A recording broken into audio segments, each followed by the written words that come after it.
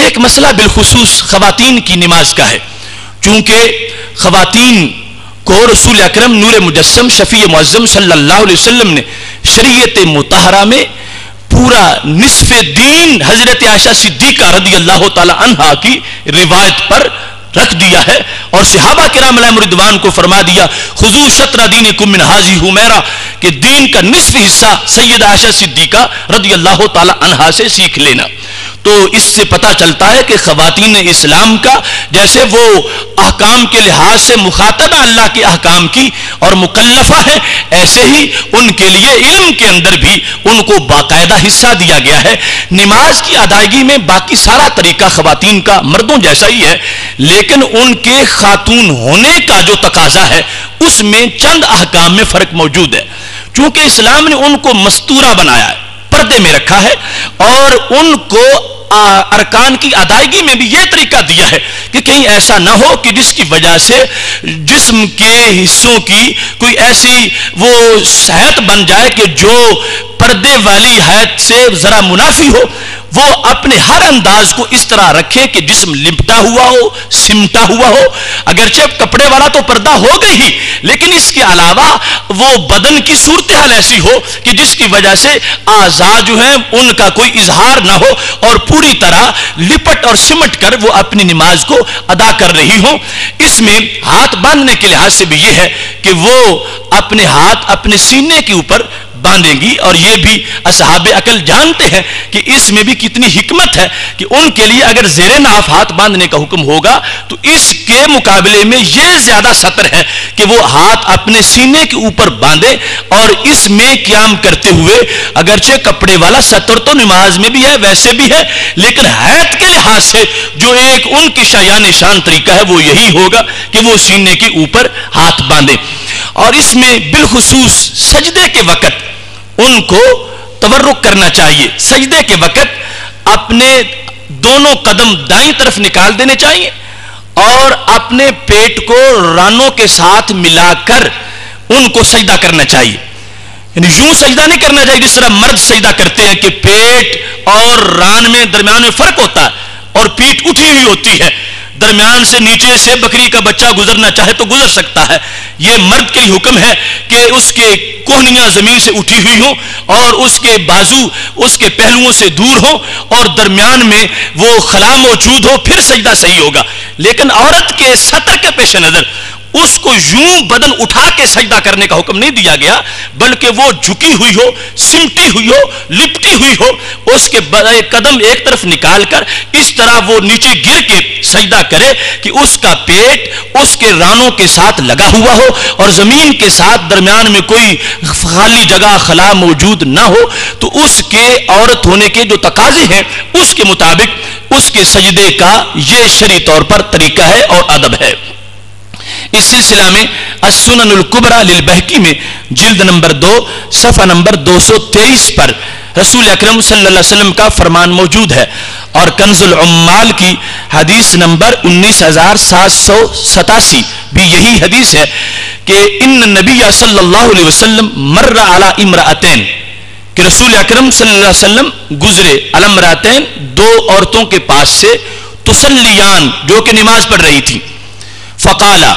تو نبی اکرم صلی اللہ علیہ وسلم نے ان کو دیکھ لیا، شاید وہ مردوں کی طرح سجدہ کر رہی ہوں گی، تو جب وہ فارغ ہوئی تو میرے محبوب علیہ السلام نے فرمایا اذا سجدتما، جب تم سجدہ کرنے لگو،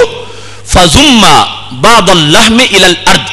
تو اپنا گوشت زمین کے ساتھ لگا لیا کرو، تمہارا بدن تمہارا پیٹ زمین کے ساتھ لگا ہوا ہونا چاہیے، تمہارا بدن سمٹا ہوا ہونا چاہیے۔ فَإِنَّ الْمَرْأَةَ لَيْسَتْ فِي ذَلِكَ كَالرَّجُلِ، اس واسطے کہ سجدے کے معاملے میں عورت کا طریقہ مرد کی طرح نہیں ہے۔ فَإِنَّ الْمَرْأَةَ لَيْسَتْ فِي ذَلِكَ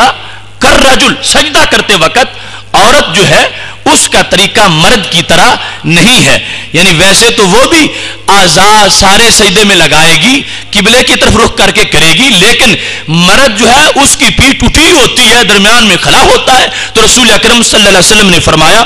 ذما بعض اللحم، اپنا گوشت اپنا بدن وہ زمین کے ساتھ اس کو لگا دو، وہ چمٹ جائے ساتھ، اس انداز میں تم سجدہ کرو۔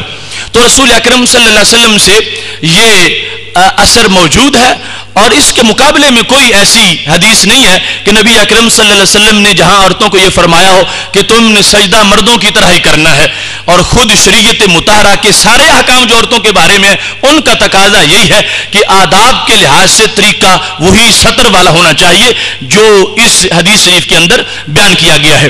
بعض لوگ اس میں یہ حدیث پڑھتے ہیں کہ دیکھو رسول اکرم صلی اللہ علیہ وسلم نے فرمایا ہے صلو کما رأیتمونی اصلی، کہ ایسے نماز پڑھو جس طرح تم نے مجھے نماز پڑھتے دیکھا کہ میں جس طرح نماز پڑھتا ہوں۔ تو اس میں ایک تو یہ بات ہے کہ سلو مذکر کا صیغہ ہے، تو رسول اکرم صلی اللہ علیہ وسلم مردوں سے یہ فرما رہے تھے، عورتوں سے یہ نہیں فرما رہے تھے، یعنی براہ راست لفظوں کے تقاضے کے لحاظ سے حکم مردوں کے لیے ہے۔ اور پھر اس میں یہ ہے کہ جو معاملات مستثنا ہیں ان کے لیے حکم ایسا نہیں ہے۔ اب ایک شخص مثال کے طور پر کبڑا ہے خلقت کے لحاظ سے، تو اب اس کو یہ کہا جائے کہ چونکہ رسول پاک صلی اللہ علیہ وسلم نے فرمایا سلو کما رأیتمونی اصلی، اور اس کا تقاضا ہے کہ تم قیام تو بالکل سیدھا کرو، تو وہ کس طرح کر سکے گا؟ اب اس کو مستثنا مانا جائے گا۔ ایسے ہی بخاری شریف میں ہے کہ رسول اکرم صلی اللہ علیہ وسلم نماز پڑھ رہے تھے وَهُوَ حَامِلٌ امامہ بنت زینب بنت رسول اللہ صلی اللہ علیہ وسلم، کہ آپ نے اپنی نواسی حضرت امامہ بنت زینب رضی اللہ تعالی عنہا کو اپنے کندھوں پر بٹھایا ہوا تھا اور نماز پڑھ رہے تھے۔ حضرت زینب رضی اللہ تعالی عنہا جو رسول اکرم صلی اللہ علیہ وسلم کی صاحبزادی ہے، ان کی صاحبزادی امامہ،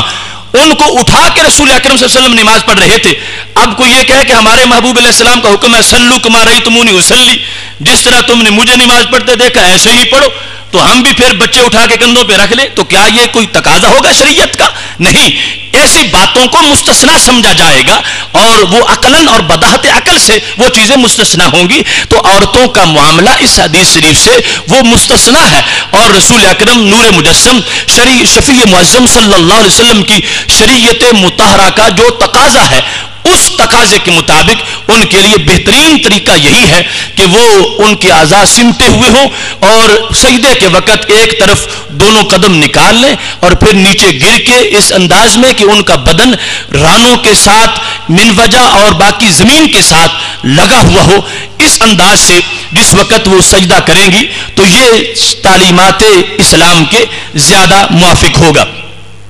نماز کے چند مسائل کے لحاظ سے یہ ہمارا آج کا سبق تھا، جس میں میں نے اختصار سے صرف چند مسائل جن کے بارے میں عمومی عوام کو الجھن بن جاتی ہے ان چیزوں کو میں نے صرف دلائل کی حد تک ابھی بیان کیا۔ یہ ابتدائی بحث ہے، اس پر جو ہماری جرح و تعدیل کے لحاظ سے بحثیں ہیں یا راویوں کے لحاظ سے بحثیں ہیں یا لوگوں کے اعتراضات کے جوابات کے لحاظ سے بحثیں ہیں، وہ بالکل اس سے منفرد ہیں اور ہٹ کے ہیں، اور وہ بہت زیادہ ہیں۔ یہ جتنا ایک عام سادہ لو انسان کو جاننا لازم ہے، اور جس طرح وہ نماز پڑھتا ہے اس کی شرعی حیثیت کو قرآن و سنت میں دیکھنا لازم تھا، اس کا ایک حصہ میں نے ان دلائل کی شکل میں بیان کیا۔ آپ اس کو اپنے لیے ایک تعلیم کے لحاظ سے بھی فرض کی حیثیت سمجھے کہ اس کو یاد کرنا ہے، اور یاد کر کے الفاظ جو ہیں احادیث کے ان کو یاد کر کے پھر آگے لوگوں تک اس کو پہنچانا ہے، اور اس بات کو واضح کرنا ہے کہ رسول اکرم نور مجسم شفیع معظم صلی اللہ علیہ وسلم نے امت کو جس حتمی طریقے پر چھوڑا وہ یہ طریقہ ہے نماز کا، کہ جس میں ہم اللہ کے دربار میں حاضری دیتے ہیں اور نماز کو ادا کرتے ہیں۔ خالق کائنات جل جلالہ ہمیں خشوع و خضوع کے ساتھ نماز ادا کرنے کی توفیق عطا فرمائے۔ وآخر دعوانا ان الحمد للہ رب العالمین۔